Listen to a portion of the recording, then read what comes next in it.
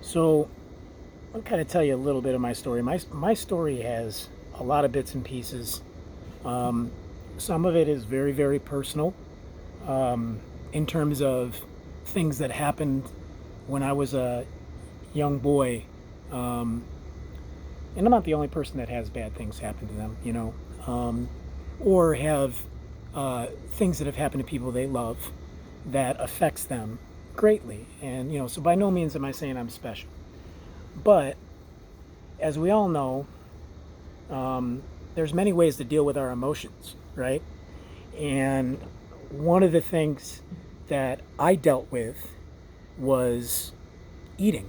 That was how I dealt with my emotions. Is I would, when I was upset, I would eat. Now, how that started was when I was upset and things were going on, when I was young, so to speak, with my family. Um, I'd have relatives that knew I was upset, and I'm a five year old boy, so you want to coddle them, you want to make them happy, and so I'd say things like, "I'm hungry." "Oh, no problem. Eat, eat, eat." And my relatives, being a predominantly Italian family, right? They just, so and this means my immediate family, all my family, period. We just like to eat. It is what it is, right? It's part of the Italian culture, it just is. This is how we bond as family, right? I think we all do this, but it's very, very important in Italian families. So, you know, it affected me, and I drowned myself in my depression that I obviously must have had at a very young age. And it wasn't, because my parents didn't get me to sit down with somebody and talk to somebody about it, because they did. But sometimes that's not enough. Sometimes it's easier just to say, well, I'm just going to keep eating and eating. So, anyways, I was a pretty chubby, lean kid in the beginning. And then by the time I got to be about 10 years old, I really started to get a little chubby. 10 years old, you're like in what, fifth grade or something, And I hold no malice, right? When I tell these stories, I hold no, bad feelings towards anybody, right? I really don't.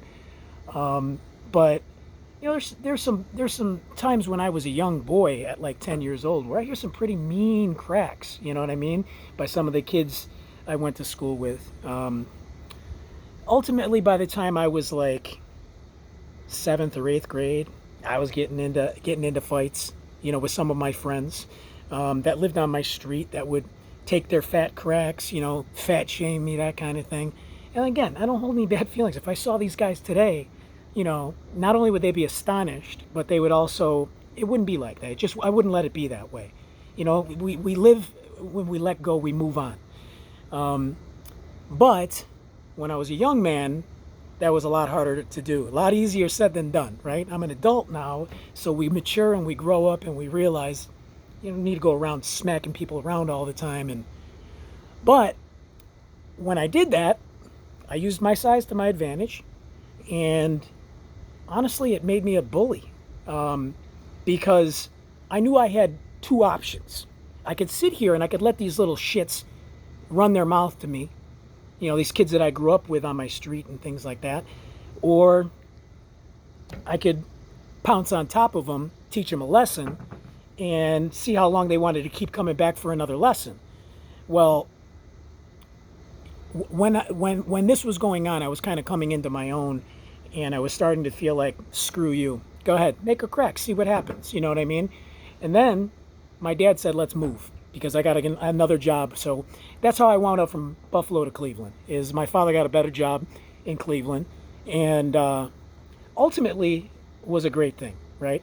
I had my children here, you know, and it's just, all my friends and family are truly here. I have a lot of great friends that I grew up with in Buffalo. I have a lot of family in New York, and I love them all dearly. But these people are by my side every day here, and so I come to town, and my dad says, let's make a choice. Let's let this kid play football, because they would never let me play football before. And I'm thinking, yeah, it's a good thing. I'm a pretty big kid. Let me get out there. I wanted to play, but they never would let me. They were always concerned about me getting hurt way back in the 80s and shit. So they were already on that concussion bullshit and all that other stuff. So, anyways, so I ended up making friends with a lot of the guys on the football team as a new kid before the school year started, which was huge for me because I knew some of the jocks coming in. And they were cool to me. Really, I had nobody give me any shit. With that being said, I then, still was the new guy, and my mind reverted back to kind of that old way. But I wasn't really truly trying to be a bully, but instead what I said is, I don't know these fucking people. Not yet. I don't know them. So I'm going to go make friends with the tough guys. That's going to be my crew. And that's exactly what I did. And I ran with some of the toughest SOBs I ever fucking met in my life, right? And got myself in all kinds of shit, all kinds of trouble. I mean, I was a hard case. Trust me. The shit that I did when I was younger, I don't even feel comfortable talking about half of it just because it's kind of one of those parts of my life that I don't regret, but I go, the fuck was wrong with you? So, anyways, I started becoming the tough guy again. And, when you're big and you can push people around with your size, who cares, right? Girls were cool with me. What did I need to lose weight for, right? What did I need to do that for? So I kept getting bigger and bigger and bigger. By the time I hit my sophomore year, I had already quit football. I didn't give a shit about that. I wanted to run with the thugs, do my thing, get out there, and be Billy Badass. Ultimately, what ended up happening was football stopped for me, but the food didn't, right? So here I go and I'm blowing up. Now I'm like a fucking balloon, okay? I'm 17 years old and I'm about 280 pounds on a 5'8" or 5'9" frame. I ultimately ended up about 5'10", but that's a lot of weight. I was like a big friggin' beach ball with legs. Talk about a fucking Oompa Loompa. That was me, okay? And, so anyways, it still didn't stop me from, meeting women. It still didn't stop me from having children.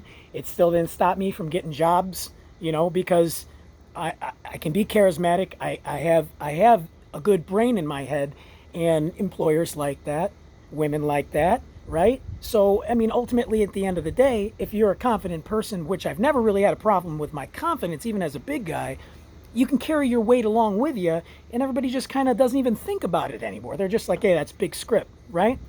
Well, I carried that with me until I was probably 29, almost 30.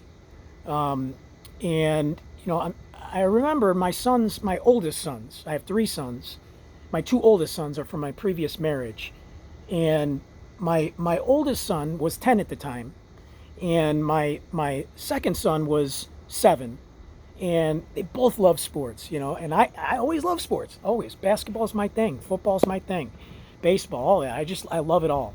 And I always used to play with them, even when I was heavy set, right? But when I started to get about 30, and now I'm about 350 pounds on a 5'10" frame, I'll never forget it. Jordan comes into, my oldest son Jordan, he comes in and, hey dad, we're going to go play football in the yard. You want to play football with us? And this is my thing, right? And I go, nah, I think I'm good. You guys go ahead, you guys go play. And, they walked outside, and I could see them. I could see them playing, and I'm looking at them, and I'm sitting there. And it was like, I just had this epiphany where I what the fuck are you doing? And I want to just say, right, I cuss when I'm passionate about things. I cuss when I'm angry about things. It doesn't mean I'm an ignorant person, okay? I just like to get my point across, and this is one of the ways I do it. When I feel passionate, those things come out of me. So, I'm looking at them, and I'm going, what the fuck am I doing? Let me go ahead and get up and do something. So I went outside, and I played with them. And I remember I was hot, sweaty, out of breath, dripping. I used to wear clothes so baggy just to cover my shit because I was just not happy with myself. And I kept looking at myself in the mirror, pretending like I was, like, now I'm trying to, like, actually bully myself into saying, yeah, this is who you're going to be. You're going to accept it. You're going to be that fat guy. You're going to live that way, and you're going to die that way. You're probably going to die young, so just eat it, right? That's like a slow suicide. I'm accepting that. You know what I mean? And it was like this epiphany where I said, you know what? I'm done. I'm doing something about it, right? So what I did was I put my nose in books. I put my nose in the internet. I watched videos. I read medical journals. I read dietary journals. I read nutritionist blogs.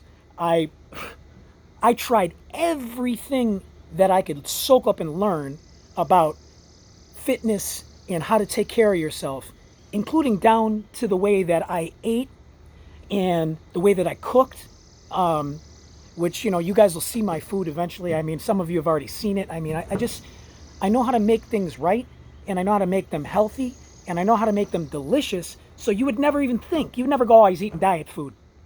No, I'm eating delicious food, and I'm making the choice to put good food in my body so that I can have good fuel and good energy to basically propel me to where I want to go, right? So I started slow. Once I understood what I was reading and understood the way that I should eat, before I even started eating the diet, I did something as simple as this. John, you're going to eliminate pop. So I did. I eliminated pop or soda or whatever the hell you call it, right? That was the first step. I drank water, right? For 3 weeks, I focused on that one thing, okay? Because focusing on that one thing is actually one of those things that said, well, if you can do this, then you can do that, and you can do this. And when you start doing that, this, and the other, right, that compounds. And when that compounding happens, confidence is through the roof. Sky's the limit. You could do anything, right? So what I will tell you is that the value that I can bring to anyone that needs this help, you're not going to walk into a gym and find trainers that have taken 170 pounds off their body. Some maybe, right? But we are a niche. Okay, I can think of a couple, right? And they're pretty, well-known guys, okay? However, there's less of us than there are the people that are training you, which means that a lot of the people that are training you, right, have never been in your shoes. They've never had the blood, sweat, and tears. They don't know what it's like, okay? They don't know what it's like to be 350 pounds and step on a treadmill and not be able to walk more than a half a mile for a week. And after day 2, they don't know what it's like to cry yourself to sleep because your shins are burning. You can't even barely walk, right? But you still get up and you do it the next day, right? Because you know that you're going to will yourself through it, right? And that's the difference between me and somebody else that you can go take these lessons from or go deal with online, right? Is I have been where most have not. I have taken myself from the pits of hell and brought myself to the promised land, right? And all I want to do is help people do the same. I mean, really, help people do the same. My methods work. I'm a great motivator. I think you could feel that in what I'm telling you. What I'm saying to you is the moral of the story is this, right? We all have our demons. We all have our things that eat us up inside, that depress us. We all have these factors that lead up to us becoming obese, okay? Some of it is as simple as nobody ever taught me how to eat. My mom and dad, all they ever did was give us McDonald's. That's all they had time for. So I just don't know how to do it. I can help you learn how to cook so that you do. I can teach you how to put delicious food in front of you that you go, oh my God, this is not diet food. But I can also show you, the things that I did personally to get that off. And that's 170 pounds that came off of me in 11 months. You do the average. I don't give a shit. I look at the big number and I go, hell yeah, right?